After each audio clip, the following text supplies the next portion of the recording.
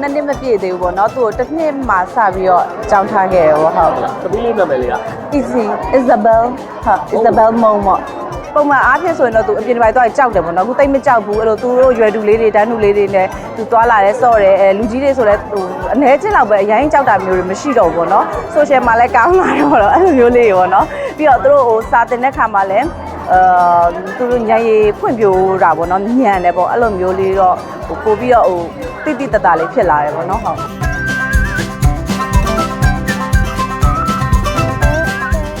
အခုလိုကိုရီကိုသဘောကျတယ်ပေါ့ဆိုပြီးတော့ချေရှာကနေစထားတာ ။ကျောင်းကထားရတာလည်းအဆင်ပြေတယ်။ဆရာမတွေကလည်းကိုလိုကလည်းရန်ကယူဆိုင်တယ်။ဟုတ် ကလေးတွေအတွက် improve ဖြစ်ပါတယ်အားတင်ပါတယ်ဒီရွယ်တွေကကလေးတွေကသူက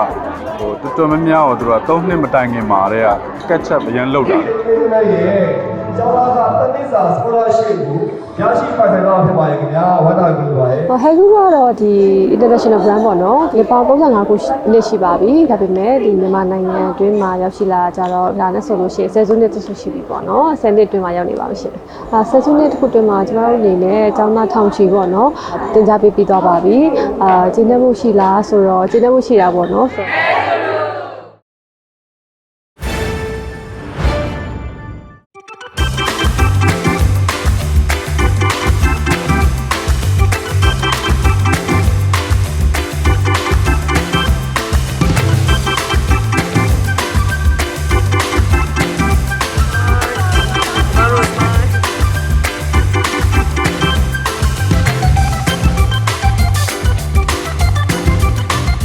အခု easy လေးကဟိုနှစ်နှစ်မပြည့်သေးဘူးပေါ့နော်သူ့ကိုတစ်နှစ်မှစပြီးတော့ကြောင်းထားခဲ့တယ်ပေါ့ဟုတ် သမီးလေးနာမည်လေးက Easy Isabel ဟုတ် Isabel မုံပေါ့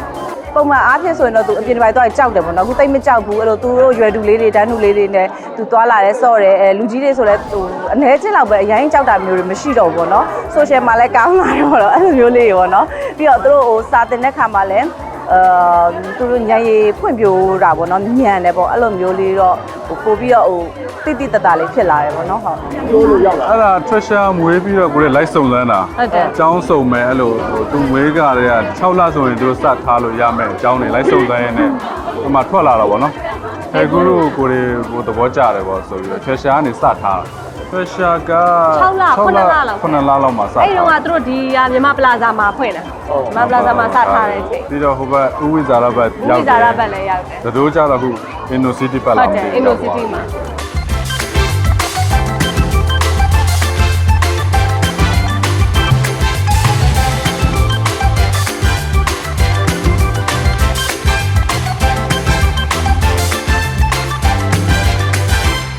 ဟဲကူကတော့ဒီ international brand ပေါ့နော်ဒီ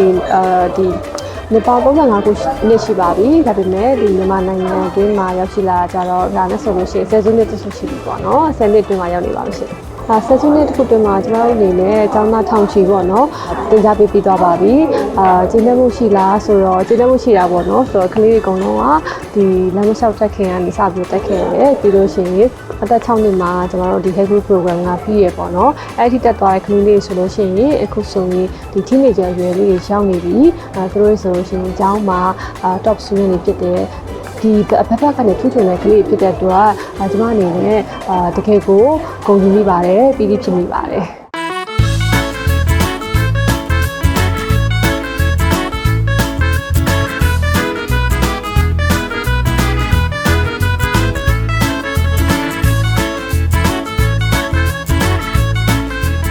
အိမ်မှာထားတာတက်တော့ဒီကျောင်းတက်တဲ့အချိန်မှာသူ့ရဲ့ဒီလူမှုဆက်ဆံရေးဖြစ်စေ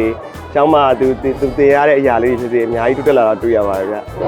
ကလေးလေးပို့ပြီးတော့မှတိုင်းဝိုင်းနဲ့ပို့ပြီးတော့တည်ပြန်လာတယ်ညီမတို့လည်းအဲ့လို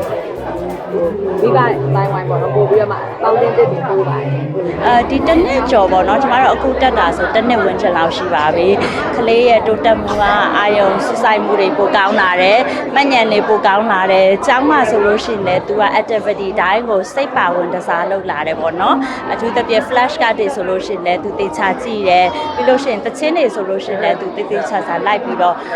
ပေါ့နော်ဖြည့်တယ်စို့တယ်ပေါ့နော်အဲ့တော့အဲ့ဒါလေးတွေကသူ့ရဲ့တိုးတက်မှုဖြစ်ပါတယ်ရှင် သမီး ီးလေးတစ်နှစ်ဝင်းစီလောက်ကလေးစထားတာပေါ့နော်အခုသမီးလေးအသက်2နှစ်ခွဲဆိုတော့1နှစ်ခွဲရှိပါပြီ hair group မှာထားတာပေါ့သမီးလေးကိုအရင်ဆုံးwhole training အတွက်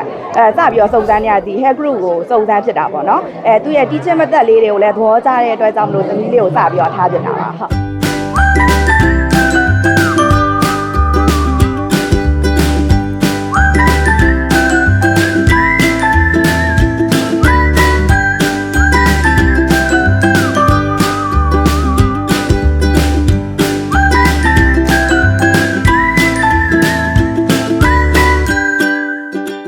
educational ပေါ့ educational ဘက်မှာဆိုရင်ကလေးတွေကိုသူများရမြင်တယ်အရန်မြန်တယ်ပေါ့နော်ဒါပေမဲ့သူ့ရဲ့ method ကိုကအဲ့မြင်သွားတဲ့ method ကိုကကလေးတွေအကောင်းထဲမှာရှိနေတာမျိုးပေါ့သမီးလေးတွေဆိုရင် flash card ကိုအိမ်မှာမပြပြဘူးဒါပေမဲ့ hair group မှာပြတဲ့ဟာကိုအိမ်မှာပြန်မေးတဲ့အချိန်မှာသူတို့ခေါင်းထဲမှာရှိနေတယ်မိဘအတွက်လည်းကောင်းတယ်ခလေးအတွက်လည်းအရန်ကောင်းတယ် supporting တစ်ခုဖြစ်တယ်ခလေးရဲ့ brain အဓိကတော့ကျမတို့ brain ပေါ့နော်အဲ့ brain development အတွက်အဓိကဖြစ်တဲ့အတွက်အဲ့ဒီဟာကိုလုံးဝကြော့ဖြတ်ပြီးတော့အကောင်းဆုံးထိကို hair group နဲ့လက်တွဲပြီးသွားပါလို့ကျမကတော့တိုက်တွန်းခြင်းတယ်အဲ့လိုမျိုးလေးတော့ပြောပြစီရှင်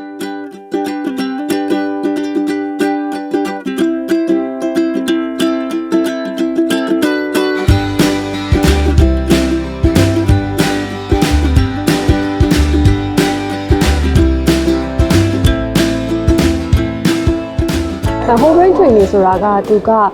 တစ်နှစ်ပဲ train ရတဲ့ journey မဟုတ်ဘူးလေသူကကြတော့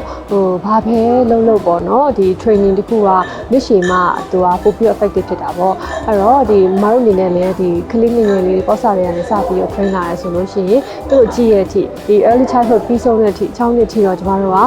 train ပြင်ပါတယ်အဲ့လို train လိုက်မှပဲသူတို့ဒီပါပေါ့အသက်ကြီးလာလို့ရှိရင်ဒီလုံးဝကို brain potential ကြီး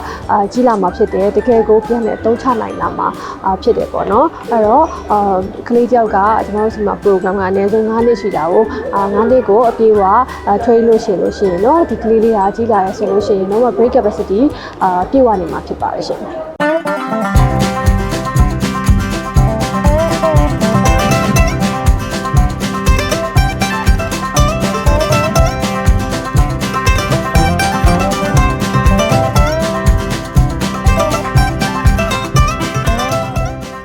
ကနေစပြီးခလေးလေးတွေရဲ့ဒီ brain ကိုပေါ့နော် training လုပ်ပေးတာကတိတိတတ်တာကိုဒီအချိန်ကြာလာတာနဲ့မျှပြောင်းလဲလာတာသိတယ်ပေါ့နော်ပြီးတော့ဒီကလေးကအသက်ငယ်ငယ်လေးကလေးက train ထားတဲ့ခလေးလေးတွေနဲ့ဒီ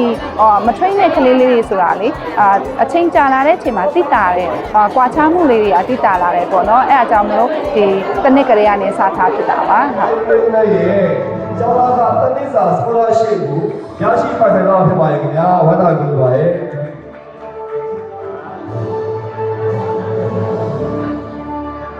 ကျောင်းကထားရတာလည်းအဆင်ပြေတယ်ဆရာမတွေကလည်းကိုလိုကလည်းရန်ကယူဆိုင်တယ်ဟုတ်ကလေးတွေအတွက် improve ဖြစ်ပါတယ်အားတင်ပါတယ်ဒီရွယ်တွေကကလေးတွေကသူကတော်တော်များများတော့သူက3နှစ်မတိုင်ခင်မှာတည်းက catch up အရင်လုပ်တာလေဒီ brain development နဲ့ brain training နဲ့အဲ့လိုမျိုးလေးတွေပို့ပြီးတော့အားထည့်စေချင်ပါတယ်အဲ့ဒါကြောင့်ဒီလိုခလေးငယ်တယ်လာတာကနေစပြီးတော့ hair group ကျောင်းနေလိုမျိုးမှာလာပြီးတော့ထား